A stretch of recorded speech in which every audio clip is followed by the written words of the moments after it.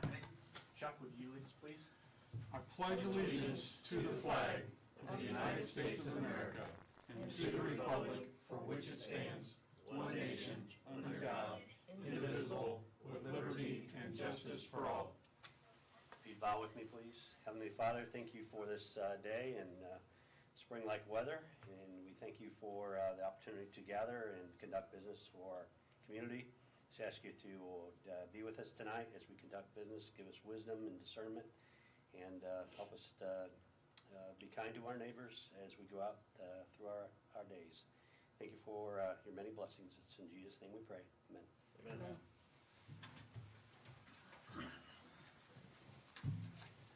Okay, first order of business is the minutes from our February 2nd session. Did everybody have a chance to review their minutes from last? And are there any corrections, additions? Hearing none, can I have I'll make a motion to approve Motion. the. Second. we have a motion and a second. All in favor, raise your right hand, please. All right. 6-0. Jim? Yep. Excuse me. 6-0. Okay.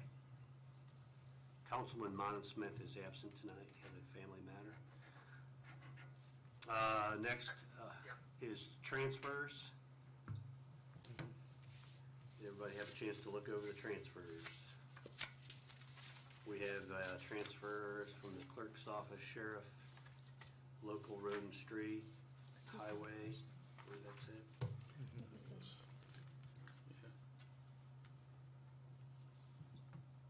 Does anyone have any questions on what was presented on the transfer form?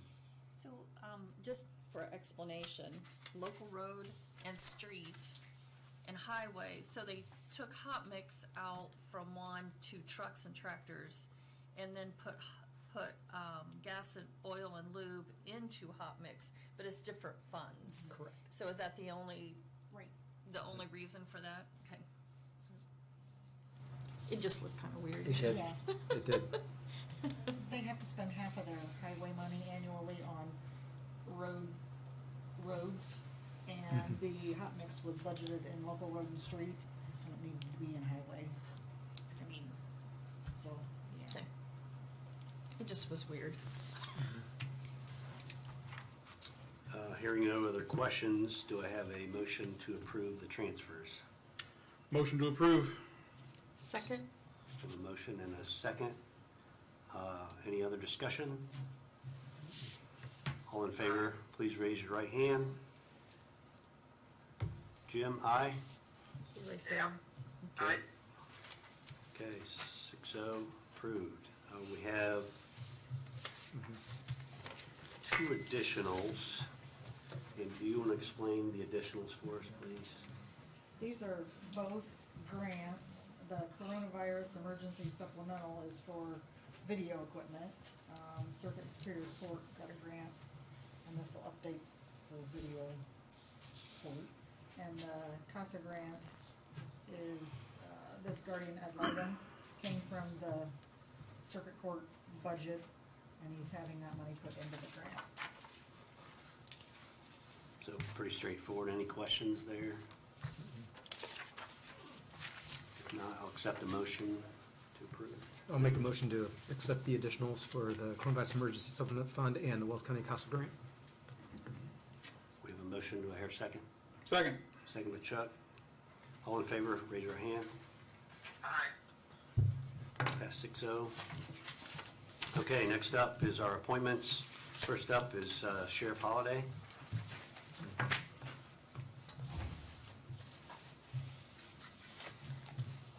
Evening. Evening. Good evening.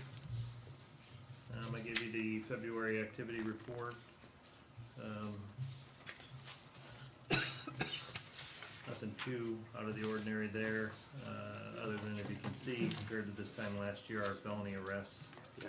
are up, and so are our misdemeanor arrests. So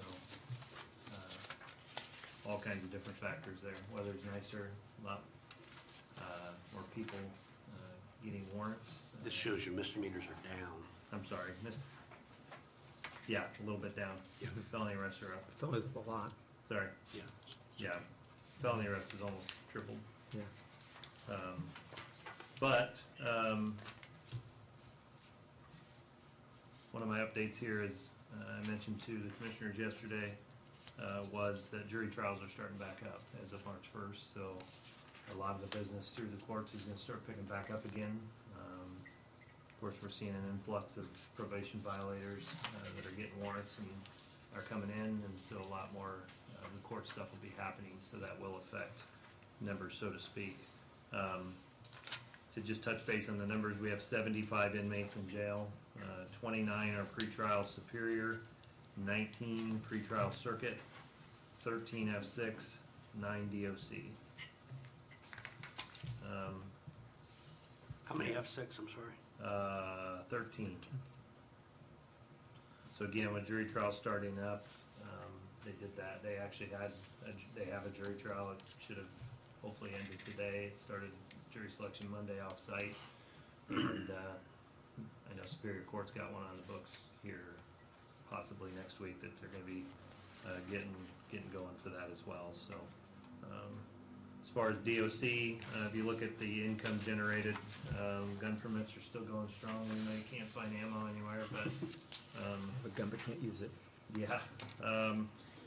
The inmate per diem for DOC is up, and that's a reflection of us holding more DOC than normal, because the state has kind of slowed down due to COVID, and has been on the intakes of DOC.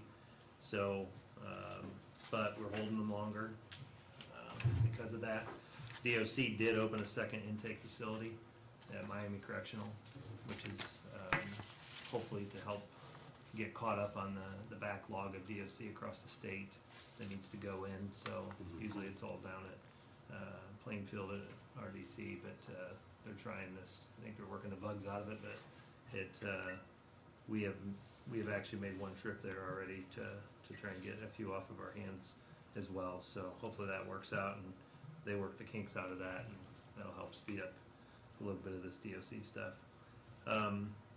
As Lisa mentioned also, just a video court update, you guys approved that additional for video court. Parts have been ordered, and that is gonna get going. Stylus has already got dates set to start doing work in the Superior Court side as far as installation and some work. It's gonna take a little bit of time to get it implemented. It is a fairly large project, and Superior Court never had it, so it's all gonna be new stuff going in on their end. But happy to say that we gave the green light, and that's gonna be in the works this year, and I don't know a deadline date yet, but And that just saves travel to the courthouse with it inmates. does. It doesn't eliminate us taking all people to court, but it will, a lot of initial hearings, conferences, the equipment we're putting in has got a spectrum of different ways to connect, where our current one that was just circuit court only had one way to do it. And we'll have all the platforms, Microsoft Teams, we'll have the Zoom, however it is, so we can also hopefully start implementing, which I'm sure the prisons won't mind, is instead of a lot of the transports we're doing from the prisons and stuff can be done through the courts without us having to go transport them and go get them. So they obviously wouldn't do a jury trial on it, and there's certain things that they wouldn't do on it, but it's it will save a lot of those things, a lot of us changing out inmates, transporting them back and forth from the courts and those type of things, so it will save a lot of manpower when it comes to that. That's awesome. And Superior Court, again, they weren't online with it, and they're the ones we take probably a higher percentage of our inmates to is Superior Court. Are most counties trying to do the same thing now? Yeah, there's other counties as far as video court. Mhm. Yeah, a lot of them have implemented that. I know Adams County has it, and Huntington has it. So there's several around that have done it over the years, but as technology's changed and those type of things, we really wanted to get it to help the longer distance stuff too with the prisons. And I think on the old format and what they had in place at that time just didn't really pan out. We were getting more just the local transports and those type of things done. So, but again, Superior Court's low-level misdemeanor crimes, those are what most people get arrested on. So higher percentage. And so we'll see a tremendous change in that once Superior Court gets up and going with that. So that'd be a really good thing. Do you know, Sheriff, just out of curiosity, with the 61 felony arrests being up so much, is there any common thread between the crimes that are being committed out there that are felonies, or is it just Well, and they a could mixture be, of everything? Well, it could, yeah, I don't know the breakdown of it necessarily, but a lot of them could be felony level arrests that have violated their probation. Oh, And It's okay. still classified as a felony Okay. arrest, so I am personally, what's been coming across my desk, I'm seeing a lot of probation violators, a lot of DOC, the people coming out of the prisons are violating, and then they get retake warrants for DOC, but unfortunately they land in our jail before they end up going back to prison. Yeah. Sometimes they end up in our jail, do some time, and then they end up back out. Okay. And then if they violate again, it usually takes a few steps before they end up getting taken back to the prison where they came out of, so. Okay. But, yeah, as far as that kind of stuff, I can tell you, it seems like a lot of it is violations of either probation. Probation. Yep. Okay, good. Thank you. Yep. Can you remind us what the influx last, looks like August was in inmate per diem on 263,000? Like, what's, That's once a year they pay us for our S6s. If you remember 2 years ago, they changed, you get a check usually in July, don't you? Or we do, or does it come straight to you? I can't remember. Comes through state AMT, yeah. Yeah, so on a monthly basis, we get paid for all sentenced DOC regardless of felony level. Okay. But when they switched and we housed F6s in the local jails, we used to turn that in just like everything else.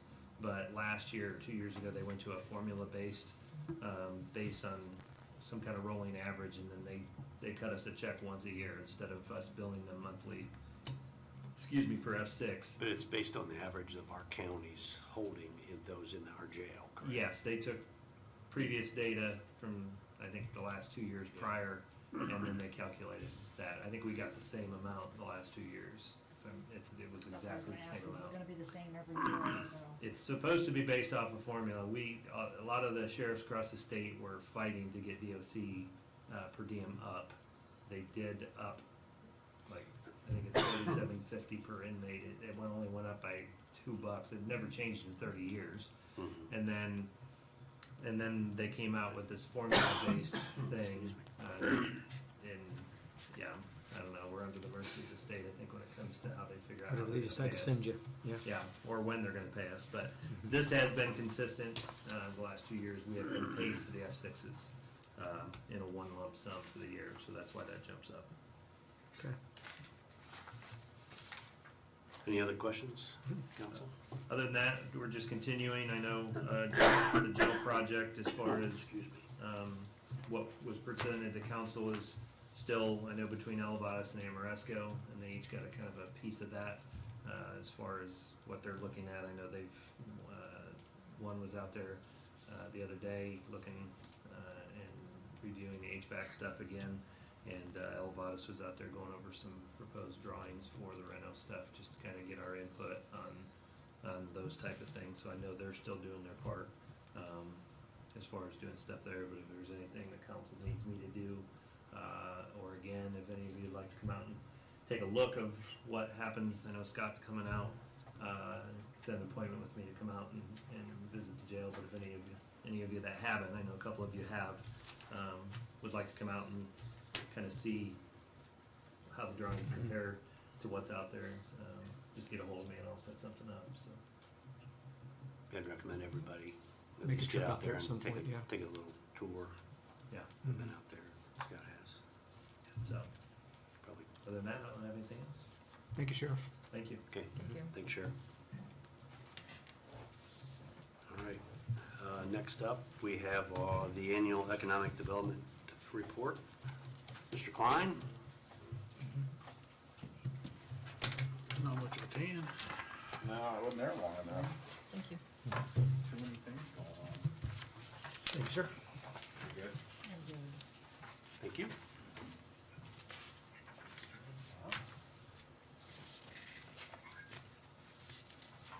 Good evening. Evening. Wanted to go over the 2020 report of activities for the year. You probably have already read the story in the newspaper that was written, but here I am anyways. So, gonna jump right over to key activities for the year. Conducted over 100 visits. A lot of those were either, I wouldn't say those were 100 in-person visits, as last year was a little different than our normal visits that we generally do. A lot of that was communication-based, making sure that companies had the necessary resources to get them through whatever they needed to get through as they were dealing with the pandemic, providing resources for our workforce programs, workforce assistance for anybody that may need to get furloughed for a temporary time, as well as making sure that they're aware of the different programs that the government was offering to assist their organizations as well. Workforce, we work with the Bluffton Redevelopment Commission to provide some funding, long-term funding for adult training programs. They've committed up to 15% of the annual collection of TIF in the Adams Street TIF area to be utilized for training programs. The original request was specific to paying for all of the certification programs at Bluffton High School, so any student who went through the 3 different programs in their CTE that came out with certifications, we were going to pay for those.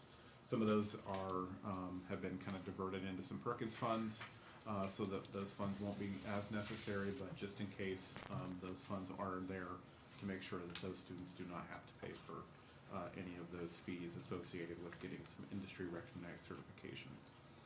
What's that pool look like for that 15%?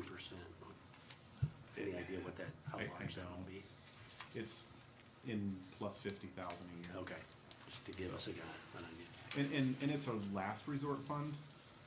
So if we have a training program that we can't find other training dollars or grant funds for, then that's funding we would use. Last year, we really pushed companies to apply for next level jobs funding, especially because they upped the annual award, or upped the award to 100,000 because of COVID, and they put some additional funding in there. So we had over $500,000 awarded to companies that were awarded through next level jobs to get training in those businesses. So this is kind of more of a last resort fund that we'll tap into. Site leads, 55 site leads, 15 responses. A lot of leads. The leads never slowed down, but a lot of them were seeking in buildings. And once the Lancaster spec building went off the market with the Antiva project, we really only had one building left, and Steve can attest it's a beauty down there at the old Pendiform. So one of the things we also did was we did expand in Bluffton. We worked with them and expanded the TIF area. So we actually expanded the Adams Street TIF. It now grabs onto the entire adjacent industrial parks, and now there's some funding that we can utilize to help a business be able to do some investment in there, utilizing funds that are already in place with the current TIF, because it needs some work.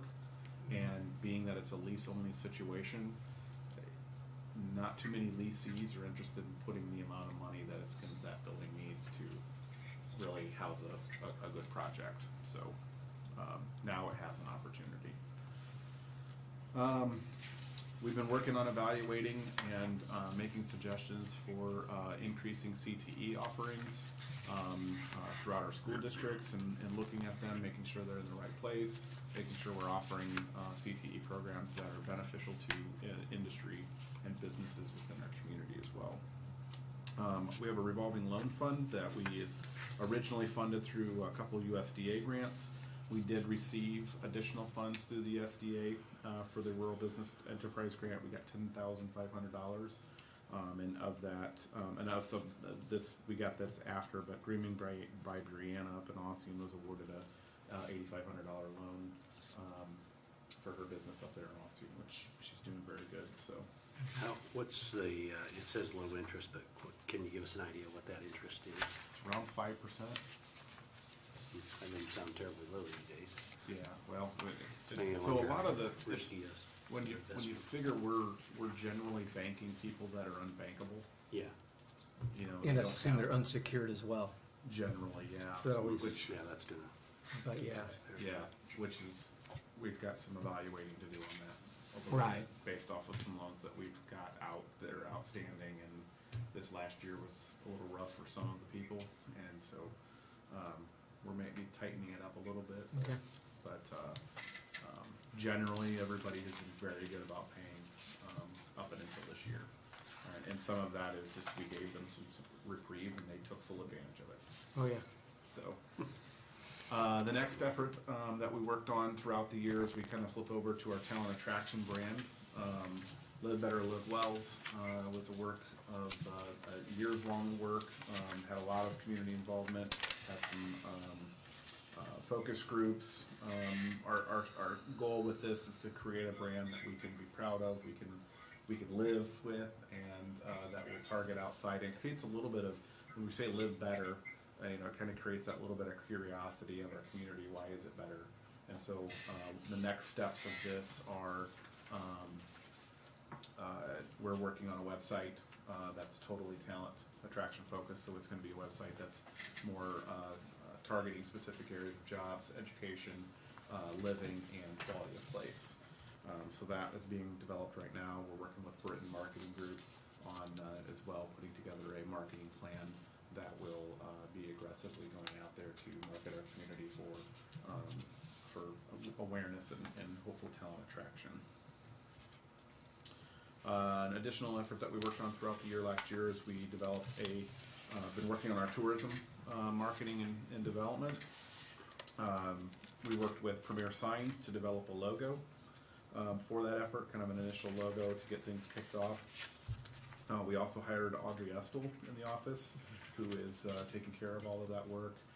She's been amazing working on all of that. We have a committee put together, which there are 2 council members on, Scott and Chuck, that are working on that as we're kind of developing some ordinances to put in place a tourism commission, and that's an ordinance that the council or the county commissioners would put in place, and then from there, kind of making some determinations and some understanding on whether or not a innkeeper's tax might make sense at some point, so we can continue the effort.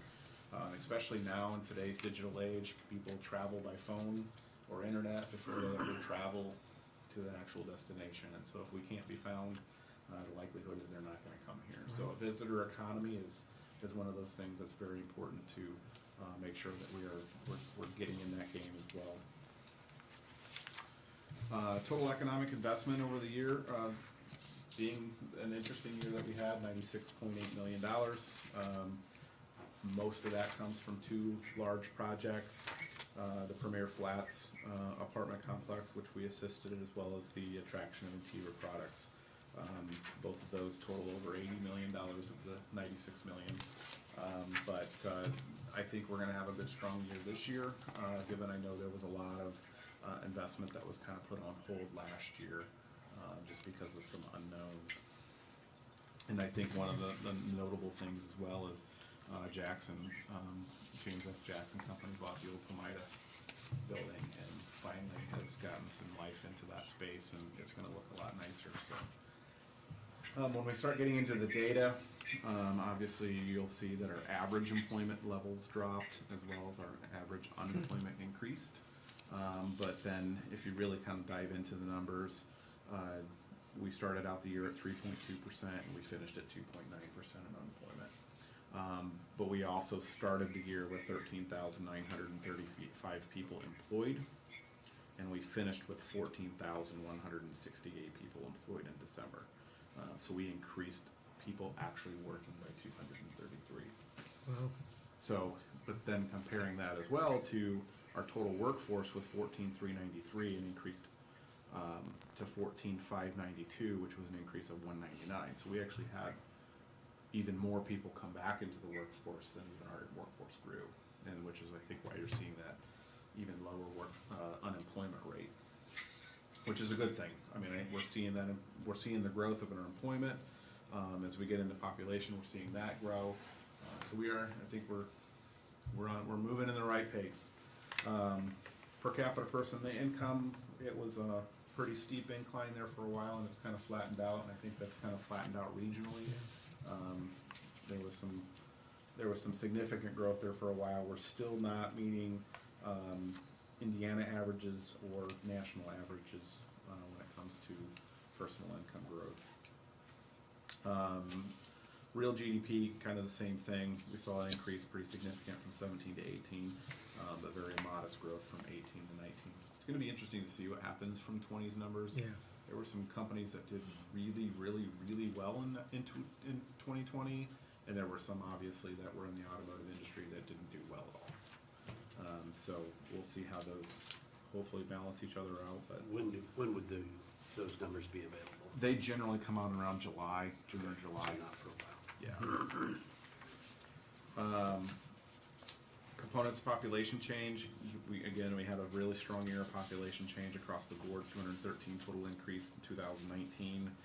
I think some counties are hanging their hat on population increase and natural change, but then they're seeing significant domestic migration, outward migration, which doesn't help you when you can't just birth them. You have to make sure you feed them too. And so the fact that we're seeing a 109 domestic migration increase, people are moving into our county. We are seeing that increase, as well as the births over deaths and a little bit of international migration as well. New home starts. These numbers come from area plan. They send us the numbers as we try to keep track and kind of understand where the housing investment's going and how it's moving. Saw some significant growth, obviously, from 19 to 20, 51 and 19 and 66 in 2020. As we move into 2021, there's some real serious concerns about. I don't think we even have 66 housing lots. I was getting ready to ask if you know what that number might even be for the ability to build new homes. I would say from an available housing lot perspective, it's probably less than 20. So you need more development. We have 29 coming online in Crosswind. Okay. That will be coming online in the spring, which will be good. There's around 10 maybe left up in Ossian next door, and there's just a real handful left out at Bellbrook and some Yeah, unbuildable ones at Bellbrook's about Willowbrook. full, yeah. Yeah, and that's it. But there's a lot there's quite a few on the docket. One of them on the agenda Thursday, And just tying into that, do you have any update on that fiber optic? We did the first ever tax abatement for something like that, and I don't know, I haven't Yep. heard or seen if our EMC has started to do anything yet, They or, are. The first build in Wells County is taking place right now in Good. the Uniondale substation, which is their largest substation in the county. Okay. So Uniondale that substation I think stretches almost all the way up to Zanesville cool. and down into Markle. And So when will that be Austin. online for consumers, any idea? I would say in the next couple months. They're hanging line Okay. right now. Yeah, they've hung the line down on our road. Yeah, they- hung Can't get there fast enough, in my opinion. Complete, but it's Yeah, 2/3 of the way down there. that's exciting, Worked on good. it. Yeah, Because I just, started looking at some of the stuff, and I haven't seen, so it's neat to Yep. see that that's moving fast. My understanding, they have one Moving on. substation online, and that's the one up around Lafayette Center Road. Oh, okay. And so that one is online. They're building here. I think they have one build going on in Huntington County, and I think they I know have in another Wabash. in Wabash County. Okay, So yeah. It used to be they only had one team. Now they have multiple teams, and Cool. that's builds across all the I counties. would think they'd That'd be be good. motivated to hook customers up, start getting some returns. Yeah, because you think they want to start, Yeah, and so so far, obviously, they have not capitalized on any abatement because they didn't have anything out there yet. So they'll start the abatement once they start to, yeah, Yeah. Okay. The actual investment. good. Well, thanks, Chad. Yep. Chad, on the housing starts, are you guys tracking the, like the premier flats? How are you factoring that into any housing starts? Are you getting to that here next? Nope, that's one. That's a one, Yes. interesting. So on that, of the 66, one of them is Premier Flats, but obviously that's a lot more housing units than just one. Right. This is just housing permits. Is that because people are renting? It and will not be. owning? Well, that will be, Correct. yeah. Is that why it's only counted as one?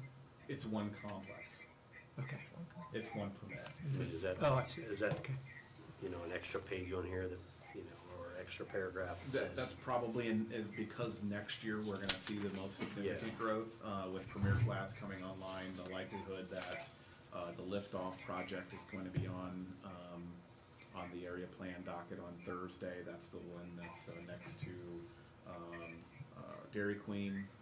That one is 39 units, 180 units at, Premier Flats. So just those two alone puts over 200. You say near Dairy Queen, Apartments. is that housing or is that apartments? It'll be apartments. Okay. 2 and 3 bedroom, or I'm sorry, 1 and 2 bedroom apartments. 39 total units in that project.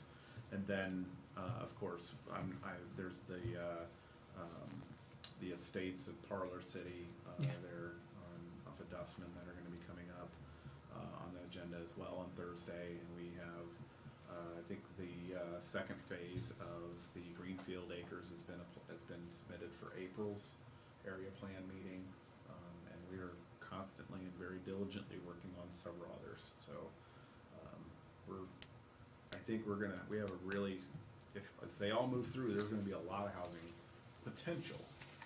That's the issue. Yeah. We're going to Well, have a lot of at least housing there'll be lots. Yeah, there'll be Lots. lots So to build on. then it's going to Right. be the transition of how do we get the Infrastructure, housing piece there? You know, Right. how do we help the spec builder? How do we, do we help the spec builder? Do we need to?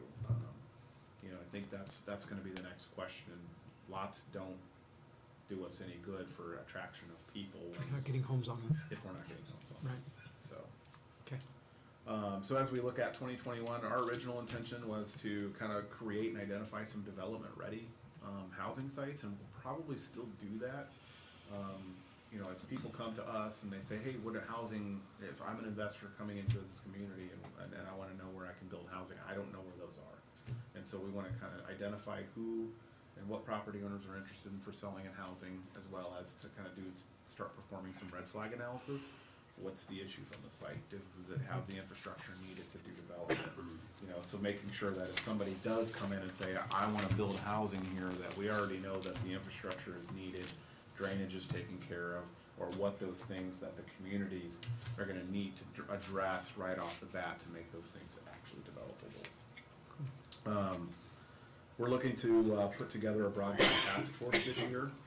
We've got a housing task force currently working, and we want to bring on a broadband task force so we can work on trying to understand how we can increase broadband accessibility out in the areas that are not going to already be covered through the current consumers that are out there, or companies that are out there. Continuing that in marketing investment, we've got a lot of funding put towards that. Identifying training needs with employers. I kind of talked about the gaps in career and technical education. I've been working with Area 18 to understand where some of those gaps are, and we have one approval to move forward on putting together an advisory committee to investigate an additional program at one of our schools. Continuing to work on as well some of our industrial sites to get them build ready. Kind of taking them to the point like where now obviously the Troxels intend to actually build, but right now that site is build ready. Like they could put up 400,000 square feet. They only intend to currently put up 200,000 square feet, but kind of taking some sites to do that so that it's ready to build immediately, so that it takes that almost 3-month process off the table for people and speeds up the availability of getting sites ready to build quicker. We're going to continue to look at the USDA Rural Enterprise grant funding to make sure that we can continue to support small business growth in our community, and again, making sure that we're getting out there with our businesses and our VREs and everything else. We actually have some meetings scheduled trying to bring the USDA, or not the USDA, the Indiana Department of Ag to visit some of our ag-focused businesses as well, to see how they can help provide some connections as well during some of their meetings. And when you think of like Buzzkirk Engineering, that does a lot of, they're into pelletizing, and they pelletize anything, and most of it is like a lot of hops and those types of things. So is there an opportunity to connect other businesses across the state into the businesses that are here? The ethanol plant, obviously, big consumer of an ag product, you know, so. So we're scheduling some of those meetings, working with the state as well, to get out there and understand what the needs are of the businesses and help them grow. Any questions? Nope, it's exciting to Yeah, it's see good. growth happening and The investment. housing happening and people investing. We've had some really good, strong years. Last year, we had over 90 million. The year before, we had over 90 million. I think the year before that, we were around 50. I didn't bring my kind of master copy, but we've had really good, strong growth, over $50 million of investment over, and that's just what I work on. That doesn't include all the commercial stuff that's happened. Now the airplane building new, the Pizza Hut building new. Like, I don't count any of that. So when you look and start to Right. think about all of that additional investment, I was talking with Donnie Craig the other day about he's filling out a grant, and he kind of just put in, we've seen a lot of commercial and housing and resident, you know, and industrial development, and they said, well, be specific. And so we started going through everything, and it's like, okay, there's a lot of stuff that's happened. When you start really looking out at all the construction that's happened over the last few years, this community has seen a lot of investment and a lot of opportunity for growth. And I think we're just getting started. In putting in the new sewage lines that's going to go south, do you hear of any kind of development, or like maybe that's just gonna be personal development of new homes out that way, or So far, Liberty no. Center? I am hearing some around the Murray area because of it. But I am not hearing anything south yet because I don't know that there's been any definitive timelines in place for them to kind of look at that to know for sure yet. Now that there's some definitive timelines on Murray and Liberty Center, But the Liberty Center is kind of where I was talking. yeah. Because we know that they're headed that way, so if, you know, if you've heard of Yeah. any type of developments that, you know, people are maybe looking into that way. I haven't heard of anything that way. I've heard Murray potential. That's about it. 'Cause I know there's an investor who bought some land up there. Well, even personal, you know, personal residence. I mean, because that could bring on a lot of Right. personal residence. If there's a plot of ground that they can build on. Right. Which, you know, that's hopefully the encouragement. Although we want to keep it as urban as possible, rural sprawl has some negative effects when it comes to farming and agriculture and the ability to do some of the things. You know, when you think about, you know, putting a couple cows and pigs out there, you know, and then you've got somebody who builds a nice house next door, and you want to grow your farm operation, and now you've got somebody who's not real keen on that, and so we want to keep it as close knit as possible. We definitely don't want it to continue to go out into rural areas, especially because it's going to be more and more that the sewer district's going to likely have to start to focus on some areas, and that's. You want to grow your area and create that opportunity for them to connect to sewer, but you don't want to have to do it if you don't have to. Do it because you've targeted some areas, not because you have to fix some areas like they're having to do right now. Because you got to find areas that have a lot of people, right, to make the investment make sense. And when you're forced to go out into areas, now you're having to make a project even bigger because of trying to find more users. Okay. Anybody else have any questions for Chad? Thanks, Chad. Thank Appreciate you coming in, Chad. Absolutely. Okay, I think last thing on our agenda is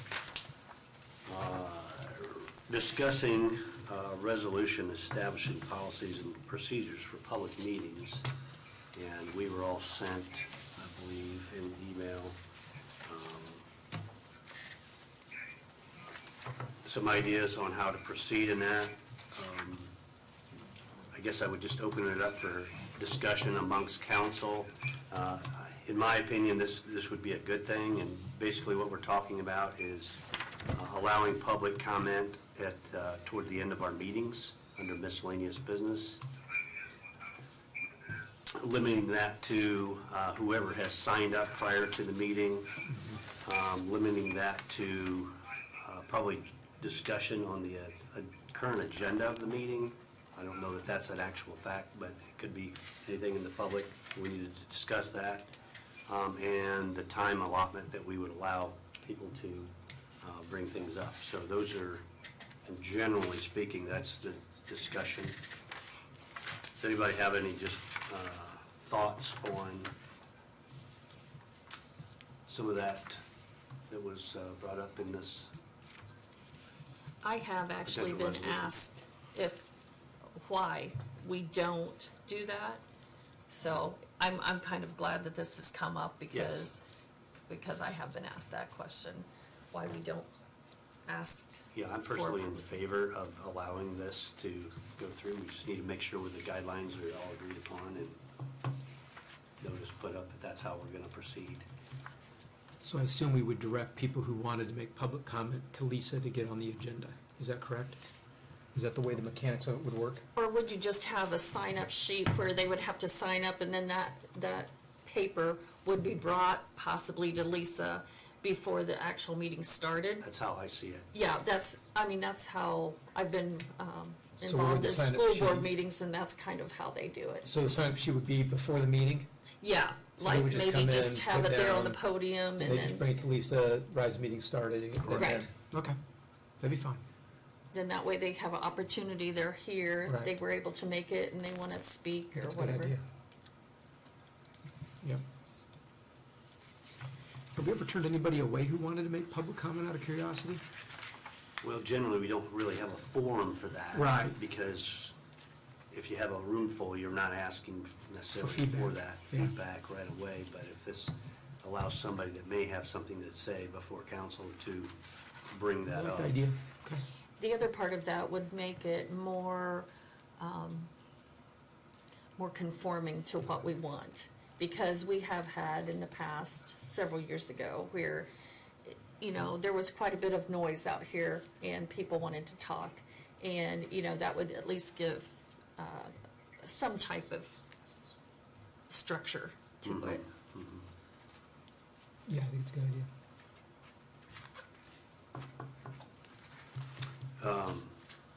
I guess my thought at this point would be I would like to have full council here to vote on this. Yeah. And I know Todd's absent tonight. And I think that probably, my guess is the commissioners will bring this up on an agenda item in a future commissioners meeting and see how they plan to proceed. And then maybe next council meeting, we'll ask for a motion. And then probably in May, if we adopt this, we'll put it in place. Does that sound like a reasonable course of action for everyone? Yep. Yeah. Okay, so, and if you have any thoughts in the meantime to how this may be tweaked or necessarily tweaked, we can discuss that at the next meeting before we have that motion. To be honest with you, I think this needs to be brought to the commissioners because to my knowledge, they have no knowledge of it. I think it's been emailed to them, but, Okay. yeah. Yeah, and that's what I'm saying, I want to make sure that they have a chance to review as well. Because I know I didn't send anything to them, that's the reason I. So with that, any other comments on that policy going forward and how we may proceed on the next meeting? If not, looking for a motion to adjourn. So moved. Second. Everybody in favor, raise your right hand, please. All right, meeting's adjourned. Thanks, Steve. Thank you. Thanks.